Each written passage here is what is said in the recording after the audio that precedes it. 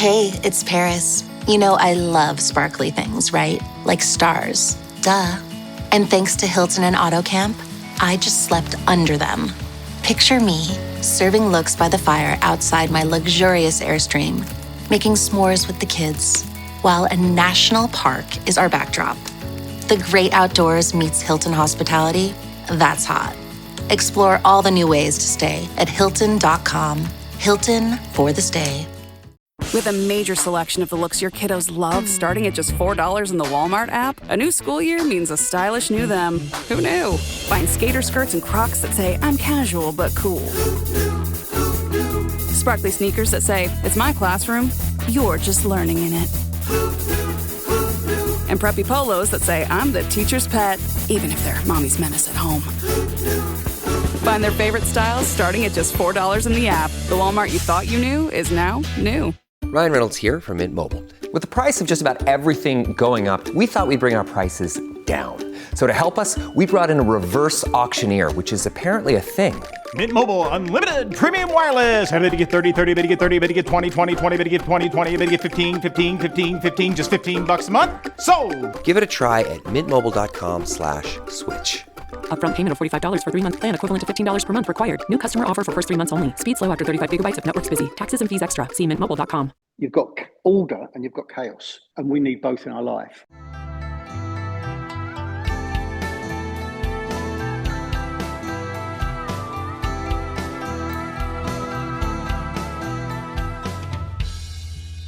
Welcome to Anxious Black Belt, the podcast that focuses on karate, mental health, and everything in between. Today, my guest is Sensei Steve Rowe, or should I say Sifu Steve Rowe? Whichever. Steve is fine. Because your history in martial arts is vast and very interesting. You've done karate, you've done self-defense, teaching police, teaching other services, and now you're teaching Kung Fu, you're teaching Tai Chi, you've got a renowned academy, you build it up a huge following online, and you're genuinely posting a lot of interesting and very thought-provoking content. That's a very long intro. How are you today, sir? Yeah, I'm fine, thank you. All things considered, obviously I've had a lot of health problems, but at the moment I'm fine. Could you take us through the your history? How did you end up in the martial arts, and what was driving you into trying those? I'll try and keep it brief. That's okay. My brother originally started training in the 60s, and he trained with Tatsu Suzuki, and he also trained in Tai Chi. I was probably too young to join at the time because they didn't really teach kids. But I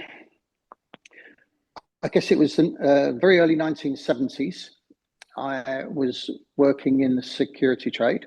I joined the London Fire Brigade in the late 60s. And while I was in the Fire Brigade, I bought a shop. In those days, firemen always had more than one job. And I bought a shop, and the shop was quite successful. I ended up leaving the Fire Brigade. I got ill, couldn't keep going with the shop. So I kind of wandered into the security trade. My father had been in the prison service and was a commando in World War II. And so the security service was kind of quite natural for me. Being in the security service, I was living in South London. I'd had, as a child, didn't really go to school much, didn't like school, didn't like anything actually, didn't like family, didn't like it. I was quite a hateful person at that age, really. And reasonably violent. So the club that I went to was really a kind of street fighting karate club. And the violence was fine for me, particularly because of my character and the kind of work that I did. So I trained there for a reasonable period of time, and my instructor in the end left. He was a long distance lorry driver, and he wanted to drive these trucks right the way across Europe and the world. And I eventually took his clubs over. I started a local children's club at that time on the estate that I lived in. And then the parents wanted to train, and kind of as it went on, I suddenly had all these different clubs that I was teaching. And really, we were just a gang of thugs mainly. I decided that I wanted to learn properly. I wanted to belong, if you like, to a proper association. My original club was a part of the Zazen. You probably don't remember Zazen Karate Association, which was almost like one of the first karate franchises in the 70s, opened up everywhere under John Alexander. But my instructor broke away from them as well. So we really were a kind of rogue club. Don Kane actually started with Zazen as well, funnily enough, many, many years ago. So I joined what was then Terra, T-E-R-A, Terra Karate, which was the first multi-style association in the country, because as it was before that, you either joined Wadaru or Shotokan or whatever. So I joined Terra. I was already a second Dan at that time, but I went to regrade for my second Dan with Toru and failed. And basically went up to Toru and said, what happened? What did I have to do? And because I was in the security trade, I was doing a lot of gym work. I was muscly and strong. He said, you're trying to use the sledgehammer to crush a grape. And I said to him, so what do I have to do? And he said, take private lessons.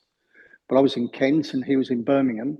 So that started me traveling from Kent to Birmingham every week for a 2-hour private lesson with him. Whilst doing that, I also wrote to Okimitsu Fuji, the Iaido instructor, as I wanted to do Iaido, doing Wadaru. Wadaru's got ties with Iaido. And so I wanted to learn Iaido. Luckily, Fuji was in Dartford, which was very close to me. So I was taking a 2-hour private lesson with him each week and a 2-hour private lesson with Toru. I'd also, prior to that, I'd seen David Carradine in Kung Fu. And in watching the temple scenes, there was something inside of me that I knew that I couldn't carry on the course I was. I was very angry. I was very violent. I knew that I'd either end up dead or in prison or something. So watching this kind of the Buddhist temple scenes triggered something inside of me. And I realized that that's what I needed. You know, my karate was really quite violent.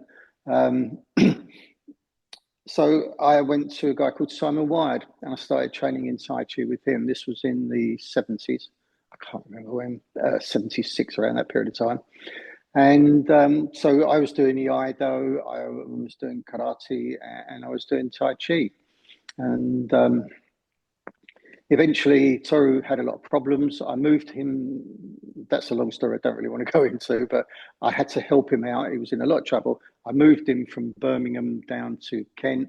So we sold his house up there and got him a house down here. I opened clubs for him and so on. And I got him to resign from Terra because of all the problems. He was basically being taken advantage of.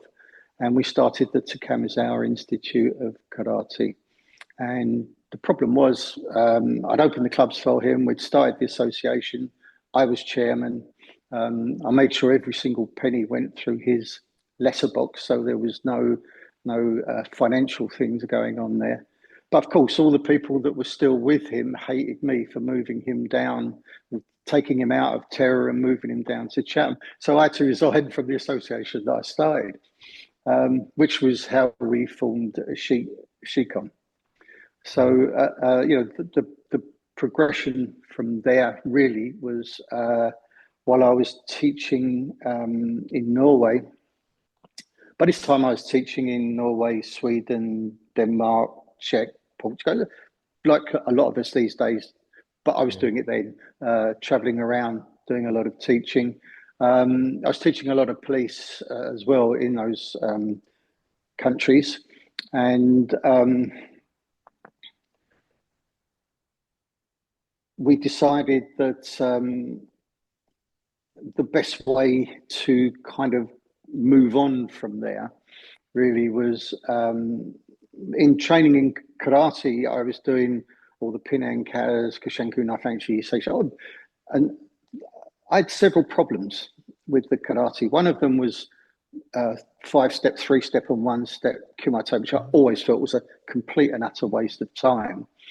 And I kind of got to the point where instead of doing 1-step, I ended up doing 1/2-step and then just moving forwards into the opponent's attack, which, you know, for me, kind of coming from the street, was far more effective.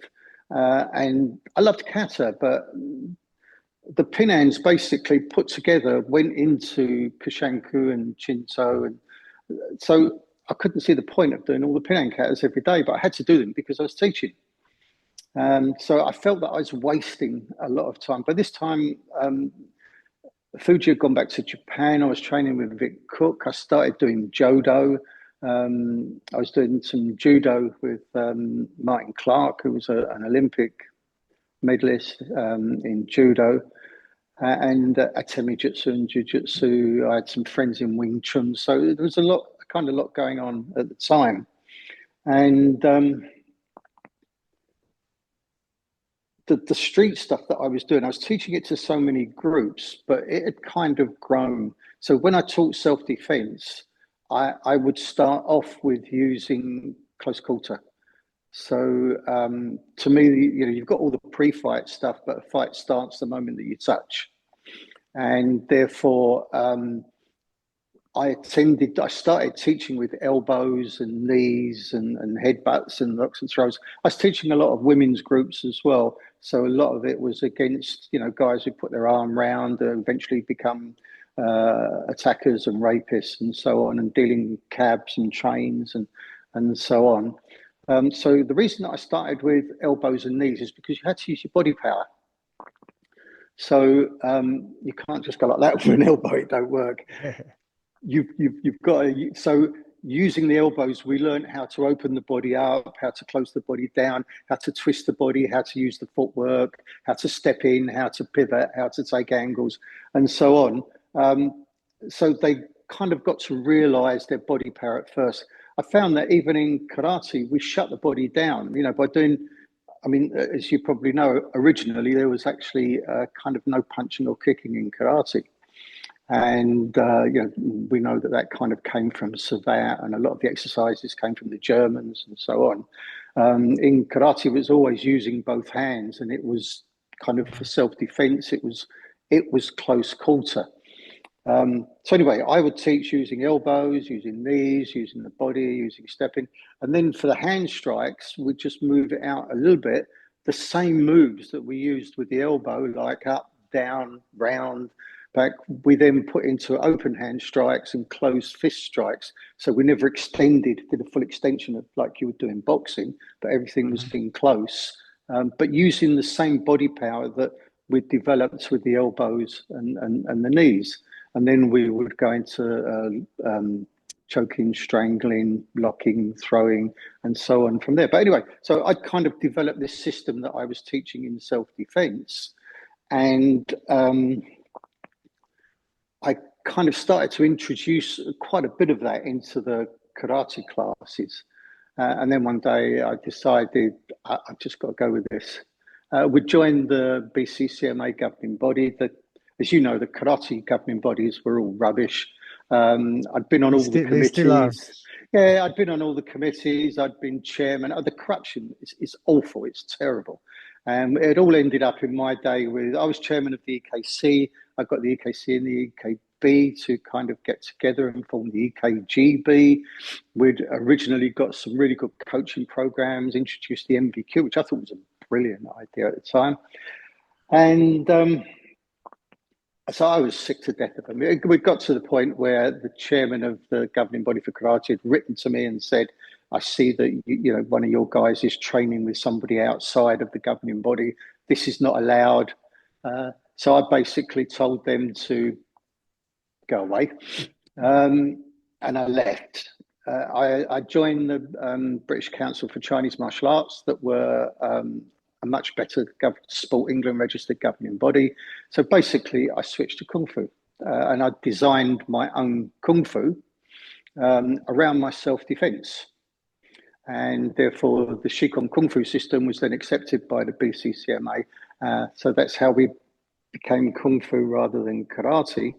And Tai Chi and the Iaido, I got up to about third dan in Iaido, second dan in Jodo. But I'd gone to Gym Uglow to learn Tai Chi because my instructor had faded away years ago. And when I was teaching in Norway, they kept saying to me, "Have you met Jim Uglow? Jim Uglow does Tai Chi. He's pretty great." So he was in London. So I went to see him and started taking 2-hour private lessons with him every week. And did that for about 10 years. Jim, great Kung Fu man, really is a great Kung Fu man. He's Hungar Kung Fu, Yang style Tai Chi. And he very kindly took me to Hong Kong, which led to a series of visits to see Marley Yang from the Yang family.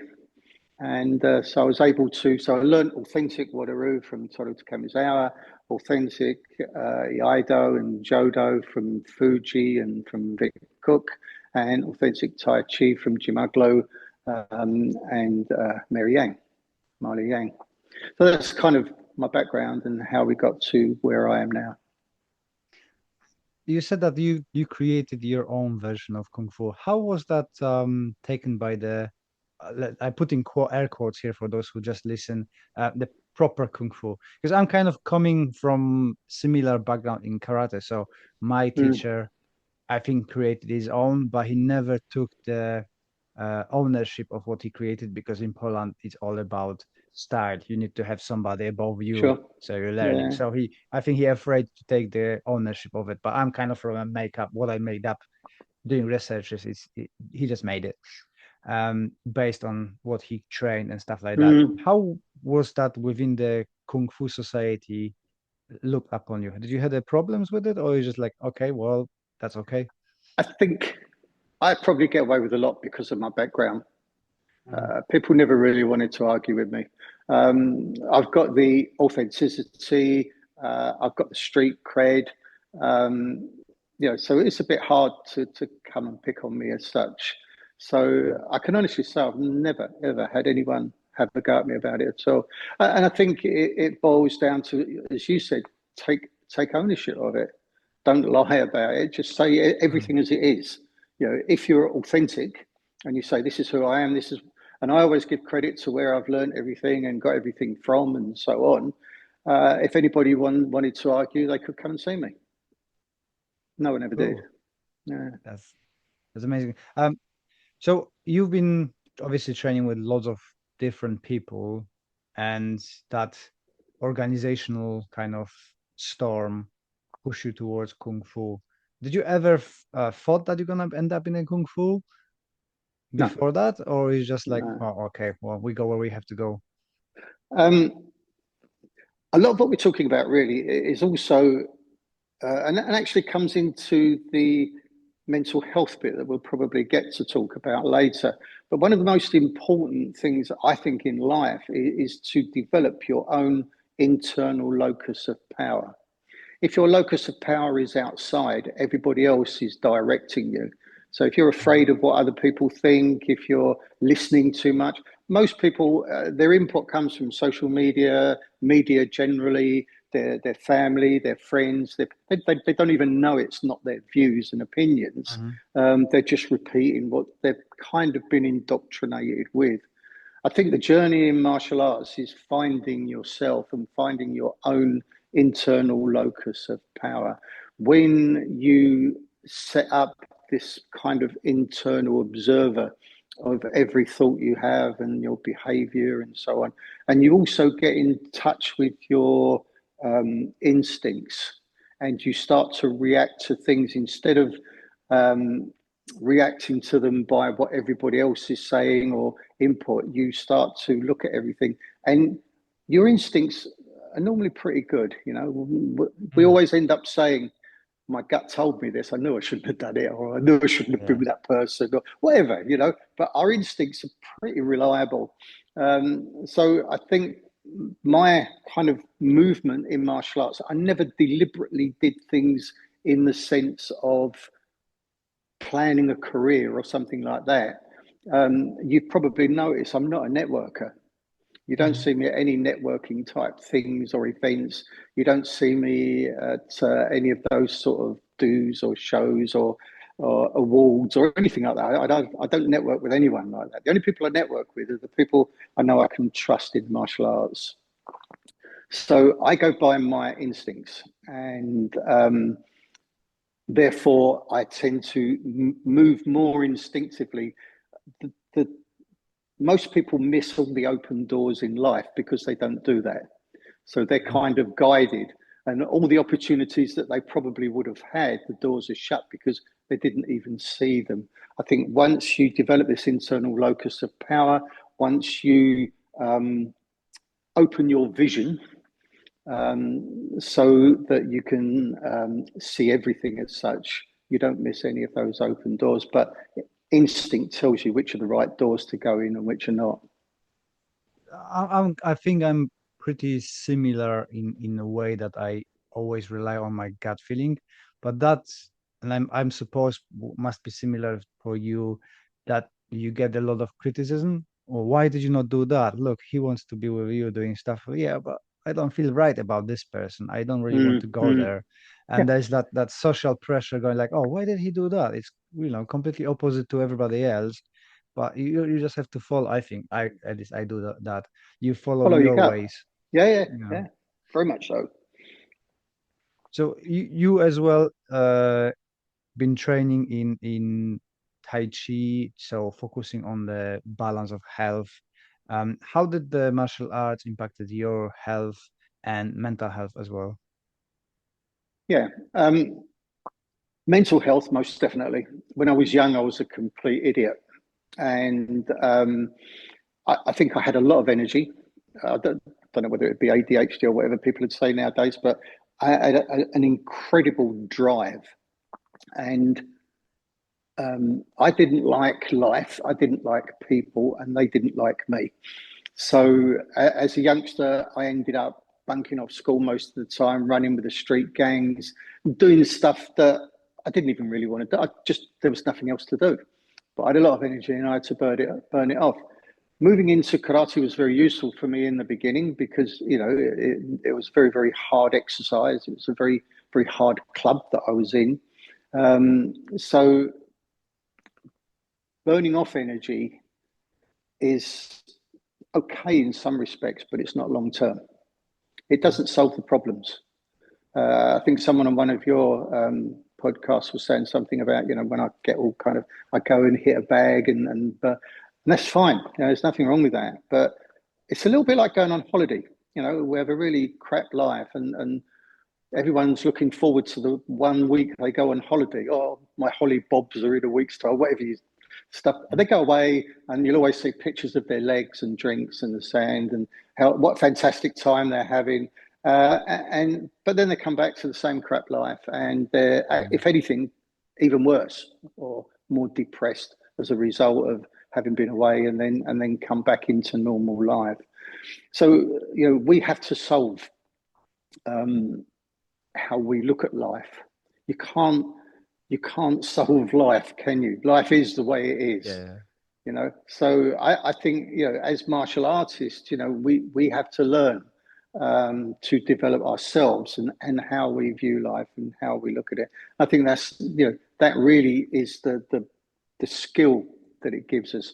So in the beginning, just doing a lot of fighting and bag work and running and so on was, it worked to the excitement and quite probably the bad things in me, not the good things. When I went to Tai Chi, I found it really boring.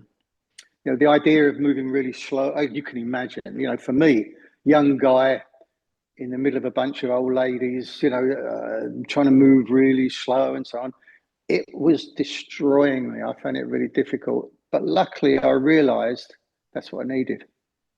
So instead of then gravitating to what I was good at, I stuck with it. And there is a process. And the thing that is really good with the internal arts, if you learn them properly, is that you start with meditation. You start with mindfulness. You know, we know that deep breathing calms us down. So deep breathing is the result of good posture, you know, so to be able to open your body properly and then to be able to soften it properly. Deep breathing will calm the body first, then it will calm the emotions, and then it will calm the mind. And when you've got a calm mind, you are open to insight, really, from the deeper parts of yourself. And therefore, that's where you start to develop this internal locus of power, being in touch with your instinctive self, knowing what's right and wrong in life, knowing when you're being conned, knowing what's good, knowing what's bad, and being able to judge it for yourself. So I think that getting into the martial arts in the first place was a great thing, but it was really, for me personally, because I was quite active, really active, had so much energy in those days, and didn't know what to do with it, to be able to calm down, you know, body, emotions, mind. And nobody in my life had ever been able to give me this up until that point. My family were atheists. I had no religious background. So I had nothing to kind of, I suppose, really to get in the way when I saw the David Carradine stuff and the Shaolin Temple and the wisdom and so on, and I knew that's where I had to go. So I think that if you learn martial arts the right way, you know, my book was Soft Front and Strong Back, you know, so you develop the soft front. So you learn to be patient, kind, tolerant, compassionate, empathic, to have good manners, good etiquette, but it's supported with strength, determination, and power. So that, you know, peace is something that's earned in life. So you need, just having a soft front, or just being soft is no good, is it? Having the soft front is very, very good. It's a very good interface with life, and it makes you a nice person, and it helps to put everything around you, your environment, family, people, students, and so on, into the right place. But you need that strong back to be able to support it. And you need to switch. You need to be able to go from one to the other like that. So if you can be polite and nice, particularly, this is one of the reasons that I taught so many police and bodyguards and so on, was because that's the skill they need. You need manners, you need courtesy, and you need to be able to deal with your emotions. You need emotional intelligence. You need to be able to deal with your fear and so on. But when pushed too far, you should be able to have that power and that venom to be able to stop the other person from being so violent. Yeah, in Poland we've got a saying that if you got a soft heart, you've got a hard ass, because everybody's kicking you in it. Same thing, yeah. You mentioned that the Tai Chi was very frustrating for you, and I'm into meditation now, but like 10 years ago, I couldn't imagine myself doing small movements for the same reason as you. It's just so boring. And as well with the meditation, I still struggle to do a longer period of meditation because I just get frustrated with my inability to do it. Is that making sense? Did you experience the same thing? Because I suppose the meditation is even slower for the body than the Tai Chi. I think what really helps is to understand, and having a good teacher and a good guide, I think, is really important. Because if you're looking for something from meditation, you're not it, and you're never going to get it. So trying to do something actually makes it worse. So the whole purpose of meditation is not doing things. You know, so basically you sit with good posture and you breathe deep. Don't even try to do anything more than that, because just that process of good posture and deep breathing will eventually calm the body down, and then the emotions, and then the mind, and then you will go into a mindful state. You know, so when it's a little bit like your mind is like one of them heart monitors. You know, it starts off going beep beep beep beep beep beep, and then it goes beep beep beep, and the longer you can take it, it'll eventually go beep, and that's when you reach the mindful state. When the thinking mind stops, the thinking mind is such a tiny part of us, but it controls so many of us because of the way that we've been indoctrinated by society. So, you know, when people say, you know, this kind of the Kant thing, I think, therefore I am, I would say I am, therefore I think. You know, the thinking mind is it's like the software in a computer, really. You know, it's a tool for us. So the thinking mind allows us to interpret a lot of things around us. So like the software in a computer, it evaluates, but it doesn't store. And our thinking mind does the same job. The hard disk in us stores, but doesn't evaluate. And that's the problem in life. You know, so the way that we've been brought up and the way we've been indoctrinated with our software is really quite corrupt, and it's storing all the wrong stuff on the hard disk, but the hard disk doesn't know it's wrong. You know, so you get people saying, you don't want to cross me. When I get angry, I get blah, blah, blah. You know, and you are your anger. You can't see it. You can't see that you are your anxiety. They actually don't belong to you.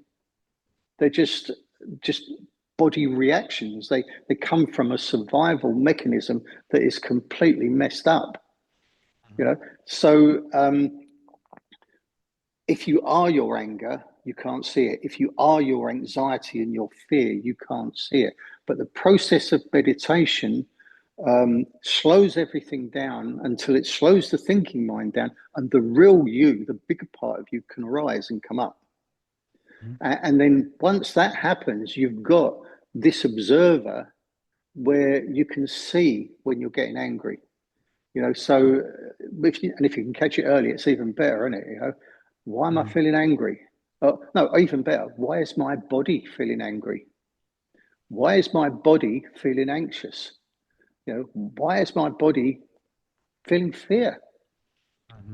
So once you start to observe it, I've done a couple of posts recently. One of them was on the observer effect. I thought you probably couldn't see it, but the observer effect in quantum physics is basically that cells, the observer changes the state of the cells. Yeah. And we know that if you put DNA in a Petri dish, it changes, it evolves. You know, so an observer plays a really important role in this life. You know, Alan Watts said, you know, you're an aperture through which the universe experiences itself. Really accurate.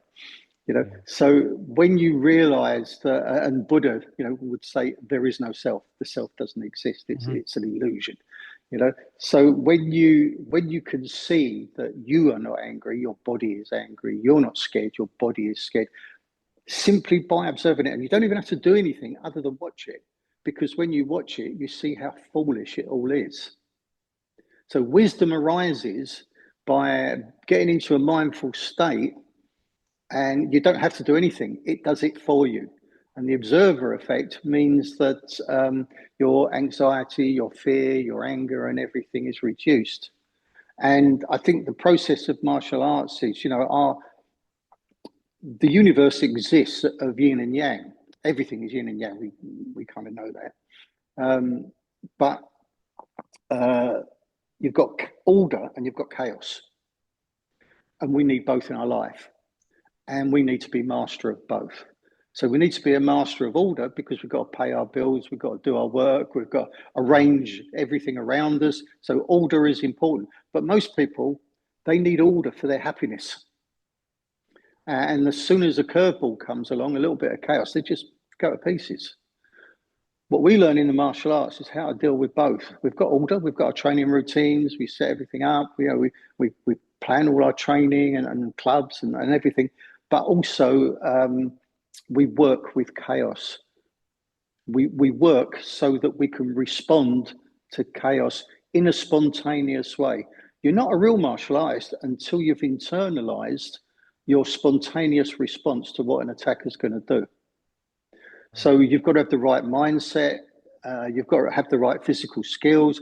One of the reasons I love pushing hands, because you start with the drills in pushing hands, but very quickly it goes into total and complete anarchy and chaos. And if you ever watch me doing a demo with someone, it's never, I always say to someone, do whatever you would do now. You know, because if I can't deal with that, what kind of martial artist am I? Yeah. So we have to be able to deal with chaos and chaos in our life. And, you know, I've certainly had my fair share of that. So you would go to pieces when chaos comes around. Some people live in chaos, but without order, they don't have a decent life. So we need both the yin and the yang. We need order, we need chaos, we need to be a master of both.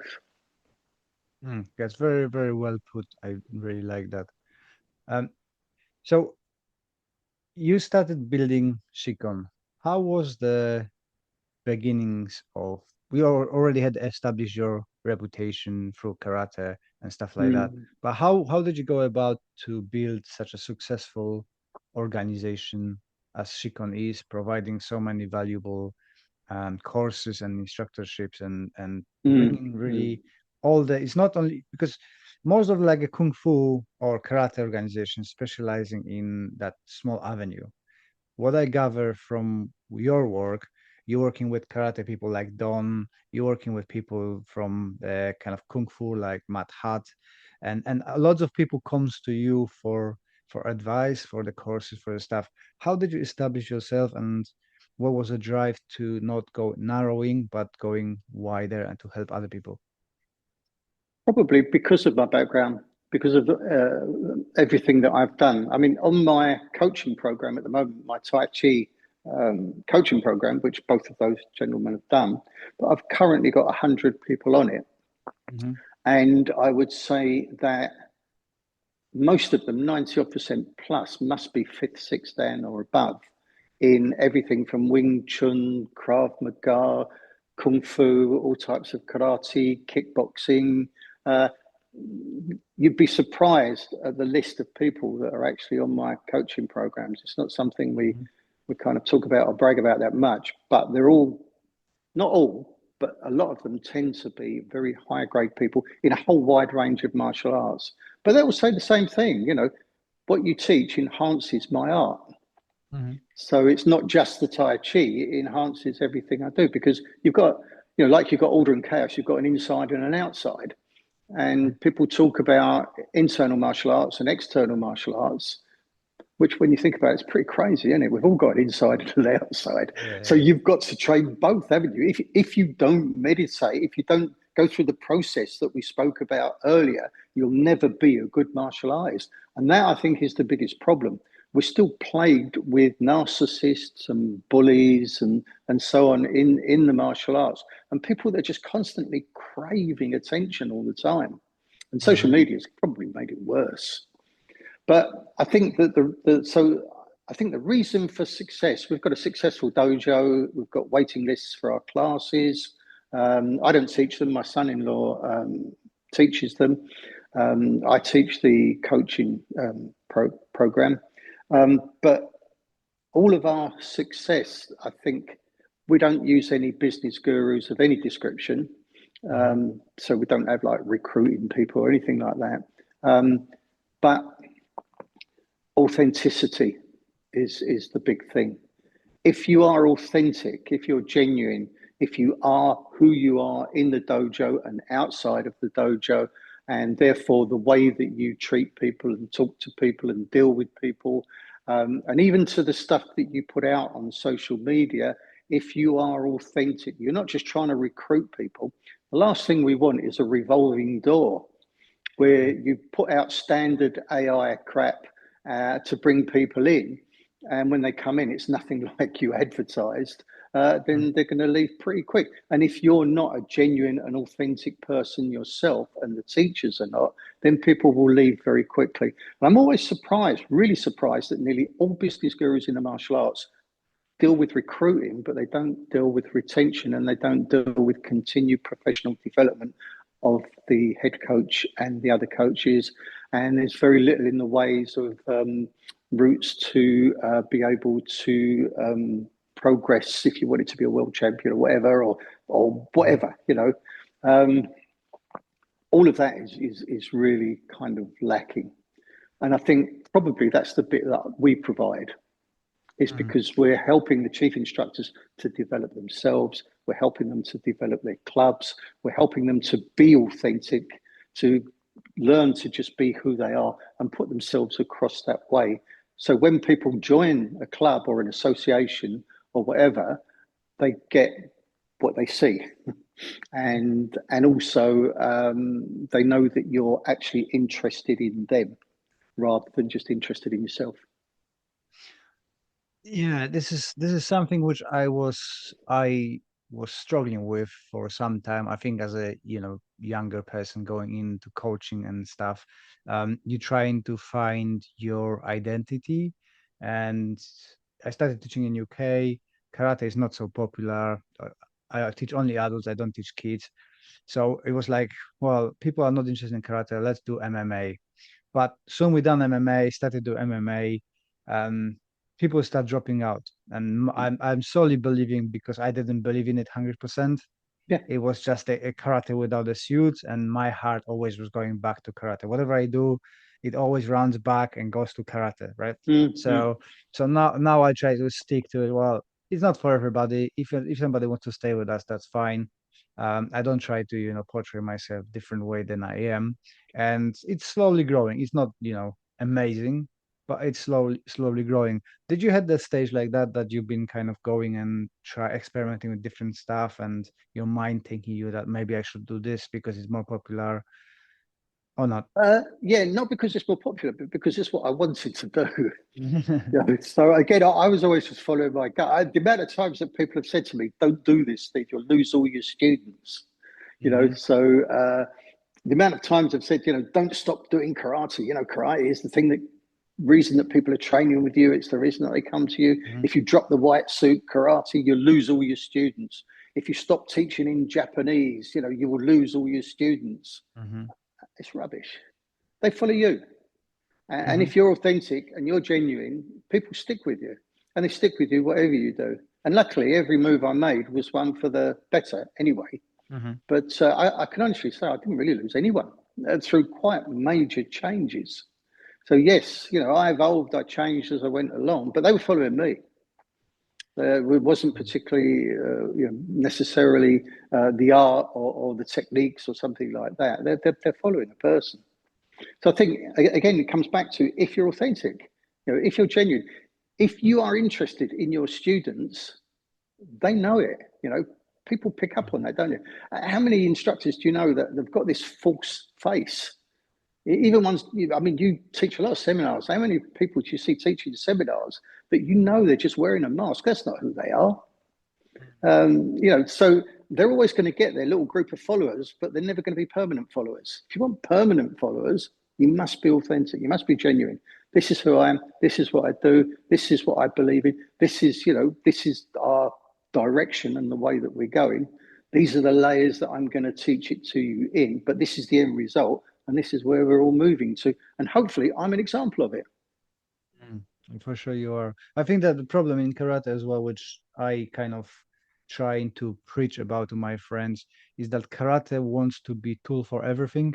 If you look on the karate advertising, we do sports, we do self-defense, we do this, we do that, we do that. No, you don't. You do everything like a scheme level, not in depth. Focus on what you're good at. And I never put advertising for if I put any advertising at all for self-defense, because that's not what I enjoy. That's not what I do. I've worked on health benefits and kind of mental resilience and stuff like that. So that's my key point. And I see now, I went straight into that, and I see the growth of people with disabilities and mental health issues coming to the dojo. It's just being attracted because that's, as you said, I try to be as authentic as I can. Yeah, I'm in the end, that's what it boils down to. And even now, I'm 75 years old. I've had 25 surgeries. I've had 3 life-threatening sepsis attacks. Should have died each one of those times. I had my leg amputated as a result of one. I've had prostate cancer. I've got severe arthritis from all the antibiotics, the strong antibiotics I had to have to fight off the sepsis. So, I've had, health-wise, I've had a real ride. And there are people that say, why would you want to train with Steve Rowe? Guy's only got one leg. He's had cancer. He's been really ill. But I've never missed a teaching session ever. And my point is that I don't try and be something I'm not. Everybody knows who I am. I sit up in the corner of the dojo there teaching. I've got assistants that help me. I am a little old man with one leg, but I've got something to teach and just genuinely teach it. And people don't have a problem with it. People don't have a problem with disability. Yeah, I think sometimes people don't realize. So we've got a situation in our dojo at the moment. One of my senior students have a leg injury, prolonged leg injury, so cannot do anything. So he sits on he's on every session, which I super admire about people with disabilities. They are most often on the sessions than the people who don't have problems in life. It's just, you've got that drive because you have to overcome so many different barriers, and if you enjoy something, you're just there. And I think my other students now realize how much value is from the observer, because he can sit on the side and you don't see yourself training, but he says, oh, maybe you should change this a little bit. Did you think about this? Did you do that? And he brings so much value just being in a corner, sitting and doing his stretches and mobility, which actually our good friend Don gave him some exercises to overcome his problems. But it's just the value of the knowledge from the outside and input from the outside, not from the group, if that makes sense. Everyone's got something to offer, and your ability to be able to work with people of all different abilities is really important. There's so many things that I would love to do in the martial arts, but I'm too old, I'm too ill, and I don't have time to do it. One of the guys asked me to go to the inclusive thing in Spain in July and teach there, but I can't get on a plane and I can't go anyway. But I look at a lot of people teaching people with disabilities, and what they're trying to do is to make them like able-bodied people. So, for instance, you get somebody in a wheelchair, and if they're doing, I don't know, a kata or something, and they're turning the wheelchair to all the angles that an able-bodied person would do when they do, that's crazy, absolutely crazy. Everything can be done facing the front. It's no problem. You learn about body angles and so on. So I still train twice a day. And in the morning, I do my Neigong, my Qigong, my meditation, and the Yang Cheng Fu form, which takes around about 20 minutes to form. So it's about an hour's training in total. And then in the afternoon, I do the warrior side. So I do the double-edged sword, broadsword, spear, and the long boxing, which is the warrior Tai Chi form. So in the morning, I ate too much, I hurt too much, I'm too grumpy, I'm too tired. But so therefore doing the softer stuff is really good for me. And it opens up my body and it makes me, much less grumpy and more even-tempered. And in the afternoon, I can normally muster a little bit of excitement for an hour and then I have to go and have a nap after that. But and a lot of my students say, you're a great example. It shows that whatever you've got, whatever problems you've got, whatever disabilities you've got, however you feel, there's always a way of training. So I hate seeing people punish their bodies training. I think that's a terrible thing. I think it's as well the youth problem, because I remember my coach telling me, don't do that, you're gonna suffer. Okay, what do you know, right? And I'm now telling the younger people, don't do that, you're gonna suffer. All right, what do you know? so I think that's the cost that we pay. Well, I think also when you're young, you need to be pushed. So therefore, young people need to be pushed way beyond what they think they can do. Otherwise, they would never grow. So there's nothing wrong with pushing them really hard. Up to about, I don't know, 25, 30 maybe, you need to be pushed. And of course, I got my fair share of that in the fire brigade and my family and all the things that we did. I was pushed way beyond what I ever thought I could do, and in my early karate as well. It was negative in many ways, but there was a good side to it. So I take the good from it. I don't throw the baby out with the bathwater. So I will push. If I feel somebody needs to be pushed beyond what they think they can do, I'll do it, but I'll do it safely. I'll do it so that they don't damage themselves. You know, I think that's quite important. I was referring to that thing because when I was 20, I went to the wrestling gym. I've been training with the wrestlers, and they all have been doing backflips. So I said, well, I'm going to do backflips there. My coach says, don't do it because you're going to injure yourself. Well, what do you know? I landed on my head, injured myself. So I was referring to unsafe practices. But it's very true that people need to be pushed because we don't realize our potential. Even the simple thing with the push-ups, you know, you think you can do 10 push-ups. If you pushed and you have to do it, you're going to do 15.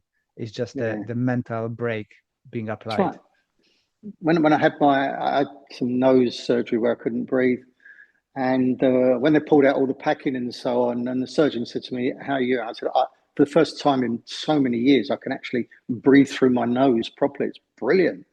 And he said, "I'm so glad." He said, "I was so worried." He said, "Do you realize you've broken your nose 5 times?"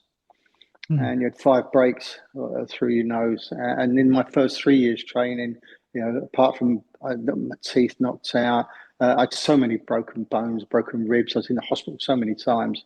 It was crazy. My first black belt grading was locked in a small room with 2 other black belts who beat the living crap out of me for 3 hours.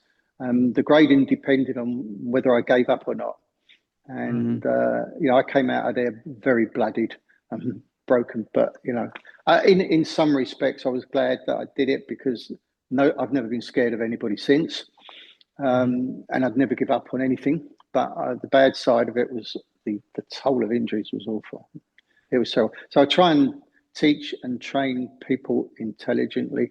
But the other thing is, you know, like I said, you know, when I was coming away from the karate, every day I was doing the Pinan katas to the left and then to the right and then Kushenku to the left and so on, and doing all the endless katas for hours.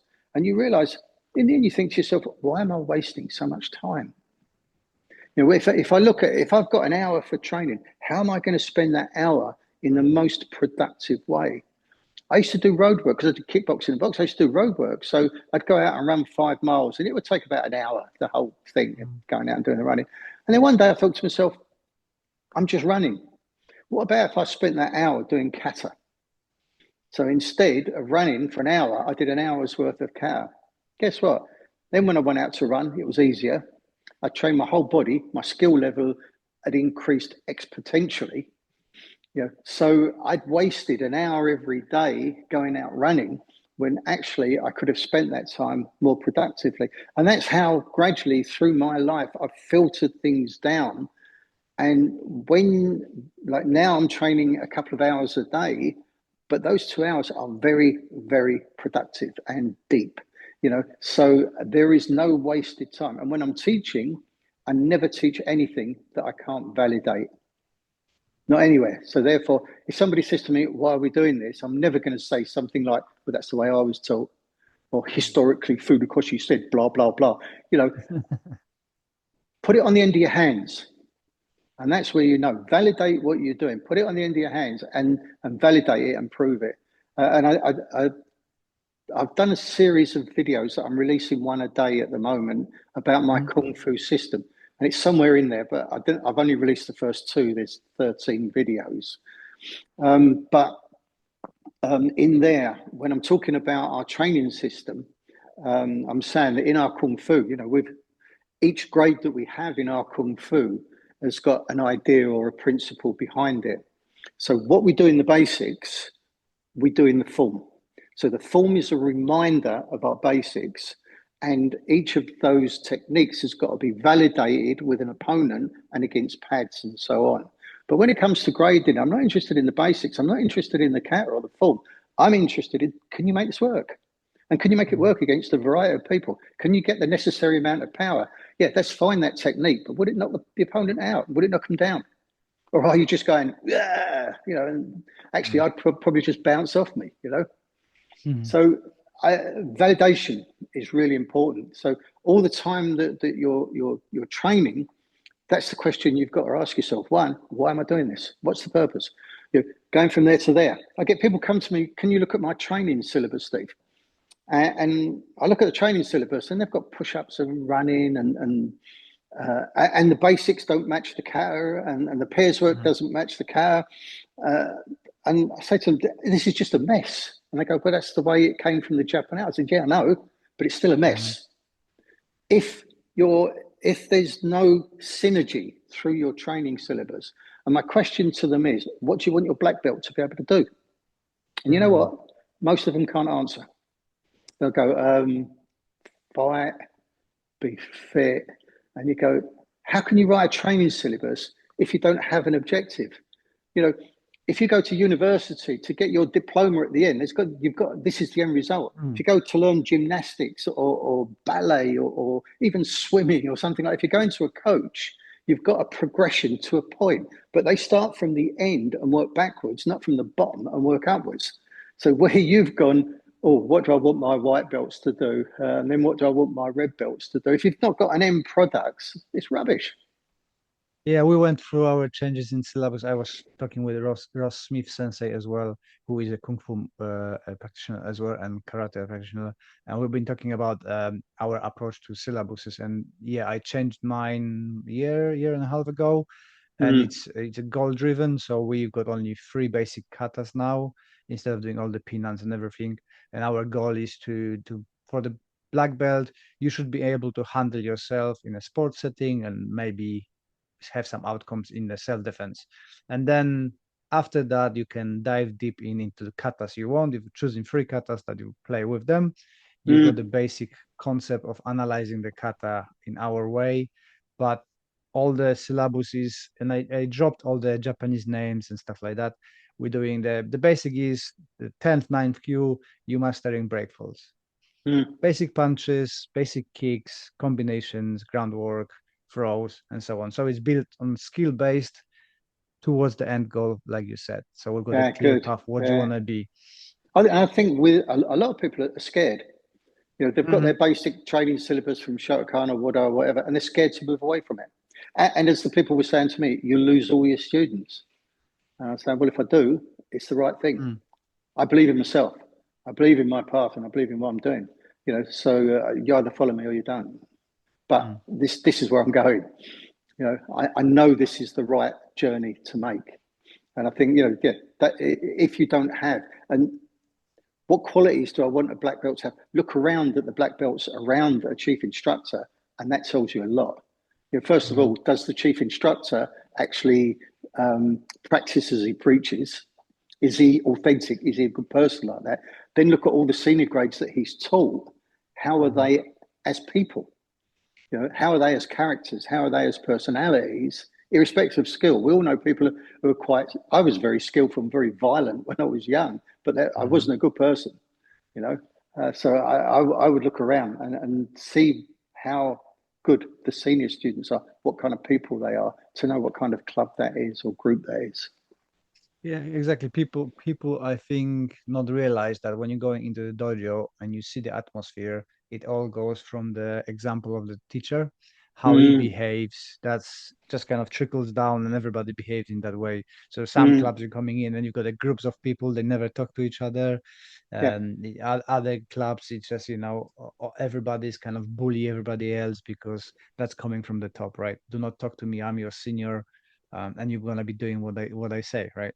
And that's one of the problems in martial arts, that power driven culture, that, you know, you were a top dog and then you put everybody down, and that kind of goes in a circle, right? You experience it, you give into other person, and so on. And I think that's one of the big problems in martial arts. Trickle down is piss. It's not knowledge. That's a real problem. And any of my guys on my program will tell you, the first thing we do is we all sit down and I'd say to them, how's your training been in the last month? What you've been up to? How have you found it? What do you feel you need to work on? This is what I've got planned, but, you know, we can adjust it. And then we do the session, and I sit them down at the end of the session and can you give me some feedback, some genuine feedback? Not all you're great, Steve, but I found this difficult, or I couldn't work with this, or the way you presented this maybe could have been better, whatever, But I improve through them. And a lot of people say, my students improve me, and you look at them and you think, no, they don't. You're just bullying your students. You're just pushing them. But actually, that two-way interaction, if you're an authentic person, if you're not weak and you're not scared of your students, which I think a lot of instructors are, and they become your friends. It's an equal partnership. I don't lead. I support. I'm underneath them and supporting them to get better. I'm not up the top or in front of them and dragging them along behind me. From what you just said, I would interpret it that you encourage people to think for themselves. Exactly. You finding that difficult for people? I finding, I know a lot of people who teach great karate, and I see a lot of people coming for seminars who say, "Oh, I want to be independent. I want to think for my own. I want to learn this," but they never implement it because thinking is difficult. Yeah, well, that's it. And I think the biggest problem is in martial arts, it's imposter syndrome. So many people actually really don't even believe what they are. And I'm talking about a lot of very senior instructors. I look at them and I think, you're scared. You're actually scared. You're scared of yourself, and you're scared of your students, and you're scared that you're going to be found out. And that's what I mean about authenticity. Genuinely be who you are. People appreciate that. And don't be afraid. I say to them, ask questions, ask genuine questions, challenge every single thing that I teach, because I've validated it and I'm confident with it. But if you show me a better way, or you show me that this doesn't work, then I'm going to start looking at it quite seriously and reviewing it and changing it. And people quite often say, that's not how you taught it 5 years ago. And I go, thank God for that, I'm changing all the time. You've got to keep up with me. I'm changing all the time. I'm developing all the time, and you should be doing the same. And that's how you get people to not be afraid of their students, to not be afraid of what they don't know, or to not be afraid that they're going to be caught out or found out. And that's the impression that I get from a lot of people. I think as well, in a dojo environment or group environment, a lot of instructors don't allow themselves to show their failures to people. So, for example, I am a very small person, so obviously my technique should work on everybody, and the size doesn't matter. The biggest myth in martial arts. And I've got the students who now are the black belts and stuff like that, and they give me a really hard time during sparrings and beating me up.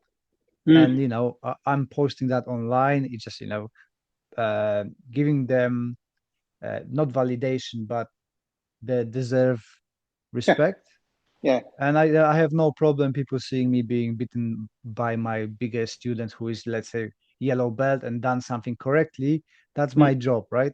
And a lot of instructors thinking that their job is to show students only how it works, but doesn't allow themselves to show that we fail, and that's okay. I'd pick up on the word that you used, myth, in the sense of course, in sport has to be done in weights and size and so on, because of course size matters, of course weight matters, and power matters, and bigger people. But that's sport. But if you're talking self-defense, it's different. In self-defense, the person that's most likely to pick on you is going to be bigger, stronger, or certainly think that they're going to be able to beat you. And that's where the soft front, strong back comes in. So to be able to meet somebody's power with softness takes a reasonable bit of training, but that's where it's not a myth, that actually works. And I've proven that on the street with a lot of different people time after time. If you can meet somebody's power, you're either going to wedge through and use their power that way, or you're going to turn their power into a ball where for them it's like hitting a spinning ball, and they lose their structural integrity, lose their root from their feet, their breathing's disrupted, their mind's disrupted, and so on. So you're using their power and their weight against them. That's why, again, I do a lot of pushing hands work, because learning to meet somebody with softness. And in the 1950s, we'd never heard of karate, or we'd never heard of kung fu or anything like that. Only judo. And judo, the idea was the little old man defeats the big strong person. And one of the things I think in those days that attracted us to martial arts. And of course, then along comes judo, becomes the sport. You get all the Brian Jacks type people with the muscles and strength and so on. And even judo very much drifted away from that idea of softness. But when you look at, particularly in the grappling arts, softness, and Tai Chi, incidentally, is a stand-up grappling art. So therefore, softness really counts a lot, because you've got to be able to break the other person's structure. You've got to be able to break their balance and so on, and then be able to control them from there. But I would say from a self-defense point of view, of course, it's possible. And your training should reflect that. Even when people say, well, I'm a big, strong guy, I go, but the person who's going to pick on you is probably going to still be bigger. Unless you're the biggest and strongest man in the world, the person who picks on you is still liable to certainly think that they're going to be able to beat you. So your ability to be able to deal with them in the right way strategically becomes very important. Yeah, so what I was referring to as a myth is not that it's not possible, but it's harder. It can be done, but fighting with a 68 kilos guy and fighting with the 95 kilos guy, it's gonna be a little bit different, and that weight advantage gonna be that's what I'm saying. Yeah. So I didn't mean that it's not possible in self-defense. Even in sports, you can see like Mighty Mo winning with people who are much heavier. It's just you have to put a bit more effort into doing it. And if you use the word fighting would intimate two people colliding with each other. That's the last thing you want. In self-defense, strategy comes first. So your soft skills, everything that happens before you even touch becomes really important. And at the moment you touch, being able to command it at that moment should mean there is no fight. If you don't defeat the other person within the first couple of seconds, then you're in a fight. Yeah, I'm like I said, I don't teach self-defense, so my prism is through more sporting and stuff like that. Hence I'm relating to that one. I don't want to step into the environment that is not my forte. So no, it's good. On the mental health, I don't know how much time we've got left, but on the mental health, I've got to take the one later, but other than that, I'm okay. I think that looking at the mental health side of it, one of the things that I would like to talk about a little bit was, I started to talk about it earlier. There is a process. If you are going to do martial arts for mental health, physical exercise, we all know is good for mental health. That's the first thing. Nothing against that at all. But I think for mental health, developing this internal locus of power is really important, because all the time that the outside world is affecting you to make you anxious and angry and scared and so on, you can't arrange. There's an old story of two monks going down the road, and one of them said, they were barefoot, and one of them says, I've got a great idea, let's kill all the cows in those fields and cover the road with our hide, and then our feet won't hurt. And the other monk said, we could kill one cow and make a pair of shoes each. It's kind of making a pair of shoes for your own spirit, I think, is really quite important. And there is some very good process of doing that. You don't have to move into religious or spiritual realms to develop your own internal locus of power. But this code of deep breathing really does work like magic. It calms the body, it calms the emotions, and it calms the mind. And good breathing is dependent on good posture. And as you said, you find it difficult and understandable, because you need it. So actually, the more you need it, the more difficult you find, or the more difficult you find it, the more you need it. So, as was the case with me, you can imagine me trying to meditate, a South London street violent urchin trying to meditate was kind of, it was crazy at first. But all you've got to do is just do it and just wait it out. And don't worry, your thoughts come, emotions come up, but they're not you, they're your body. And therefore, as long as you are just simply observing them, doing nothing else but observing your emotions and your thoughts and so on, there's a saying, let them visit, but don't serve them tea. Let them come and let them go. But it's a case of just waiting it out. And the more troublesome you find it, the more good it's going to do you. But you've literally, and there's loads of different ways of meditating. I teach it sitting, standing, laying down, walking, standing postures, doing Tai Chi form. You don't have to be stuck in one particular way of doing it. But without a doubt, seated is above all else. It's extremely good for that. And learning how to take proper deep breaths. I think it's useful to have a coach or to have a guide to teach you how to learn to breathe well and breathe deeply and properly. So you're using your lower body to draw the diaphragm down. You're using your middle body to open the ribs without tipping or tilting, and to open all the cavities in your body, to open the joints, open the tissue, and so on. And that all those cavities will naturally fill with energy. So you'll be energizing your body at the same time. And by attaching your mind and your intention to your breath, you're also attaching it to your energy. And it happens anyway. It's like you don't even have to try. It just happens. It's got its own magic. And it's just sticking it out. And I think that if people learn to calm down, and the best way of learning to calm down is learning to breathe deeply. And learning to breathe deeply requires good posture. I mean, that really is the magic. It's straightforward, it's plain, it's not spiritual, it's not religious or anything like that. But in so doing, you are able to see your anger, you're able to see your fear. Why the hell am I scared of this? You're able to understand, if you like, your place in life and the effect that you have not only on yourself, but with the people around you and your environment and so on. So becoming that observer through meditation for mental health plays a really big role.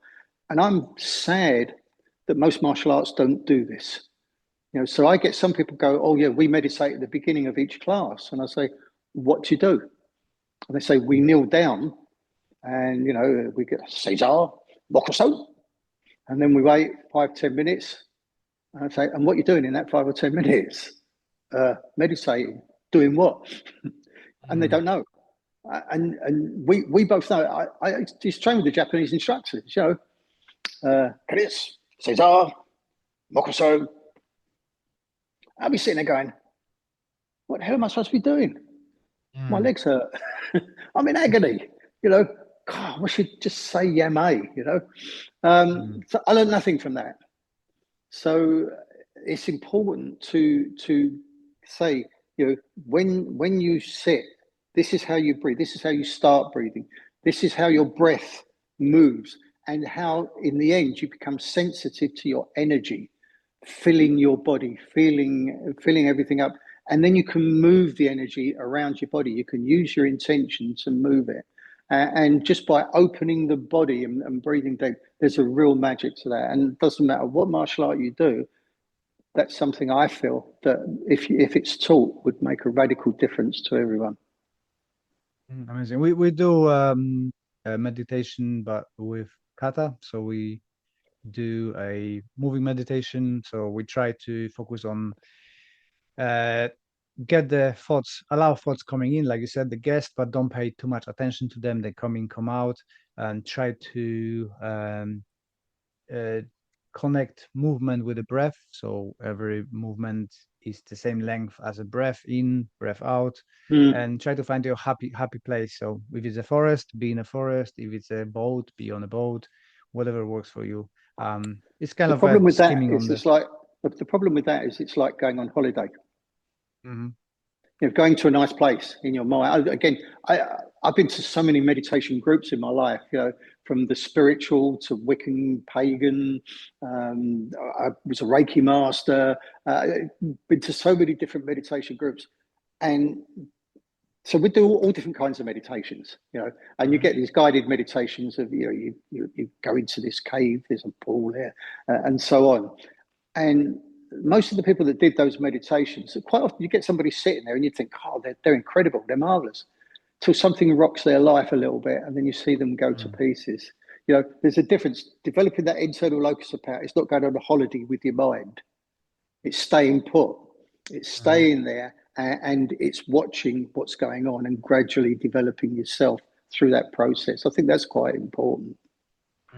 So you would say to get rid of the holiday thing and just be grounded where you are and just relax? Again, there's nothing wrong with guided meditations. It's just being aware of what you're teaching people to do. I can give you a very quick run through of the process. We would start with seated meditation. And the purpose of seated meditation is to sit still. It's learning that stillness, learning how to adopt good posture, learning how to breathe, as I said earlier, learning how to use the lower dantian and then the middle dantian, letting the energy rise up into the upper dantian, and then letting it all calm down. So you're connecting mind, breath, and chi. Then we do standing, because we are going to do yin and yang. So you can feel the difference in that energy. So when you're in yin postures, we focus not thought, but emotion on patience, kindness, tolerance, and compassion. And when we turn over into yang postures, we focus on courage, determination, power, and so on. And you can feel, as you transition from one to the other, everybody feels the change in energy. I've never had someone say that they didn't.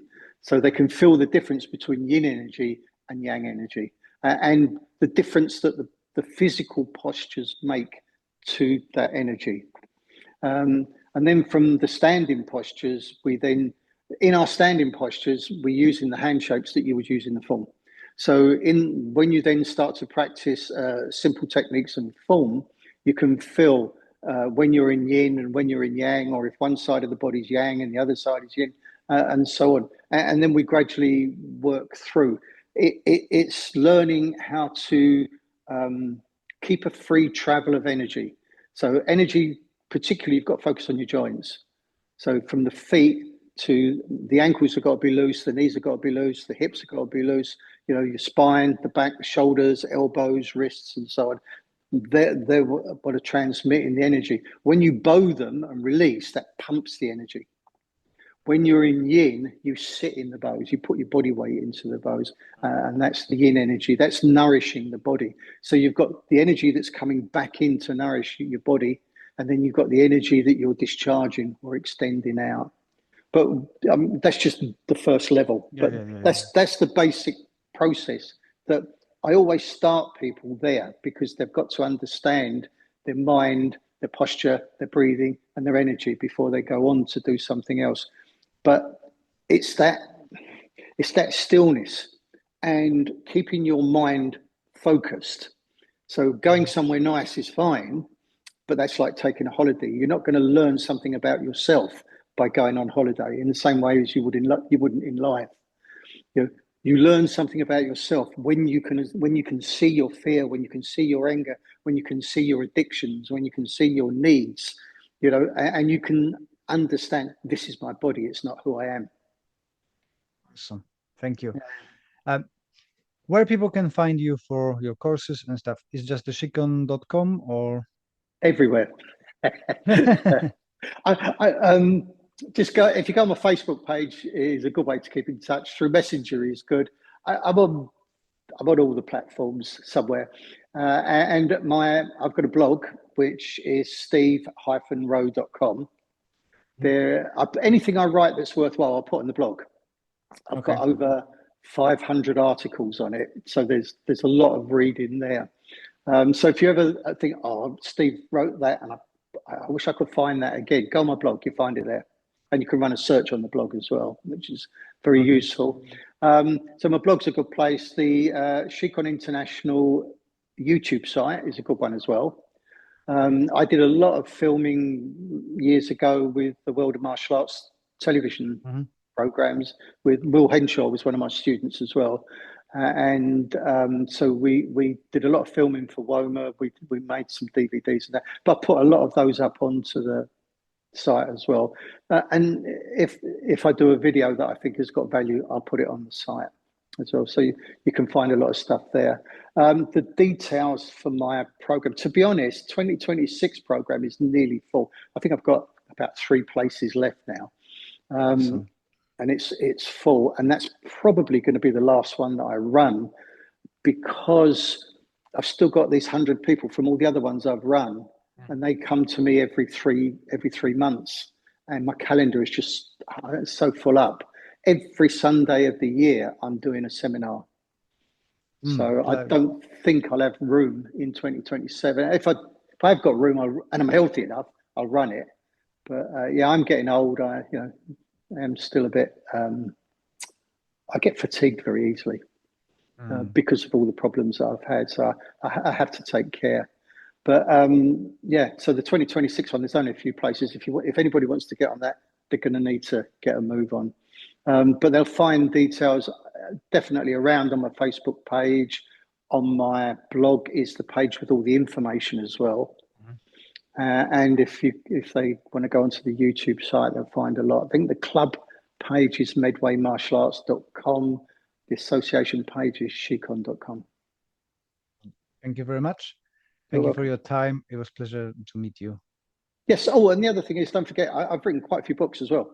So if they go on Amazon and put in Steve Rowe books, I've done, particularly in the last couple of years, I've done one on Tai Chi, one on karate, one on my life story, one on meditations. I will put the links in the description down below, so everybody can grab it, sign up, buy the books, support, because it's worth Excellent. It. Okay, and hopefully we'll get to meet one day. I don't meet many people these days. You'll probably have to come to me. Unless you're going to, the only event I'm going to is the Southwest Martial Arts Show this year. Again, Ollie and Claire are 2 of my students, so I've got to go and support them. Okay. Thank you very much for your time. All right then, Liz. But if you ever want to come and visit me, you're welcome. Thank you. Well done for listening to all of it. You are a superhero. Thank you very much for your support. And if you could leave us that review on a podcast platform, that would be amazing. I appreciate your time, appreciate your support, and I wish you all the best until the next one. This podcast is part of the Sports Social Podcast Network.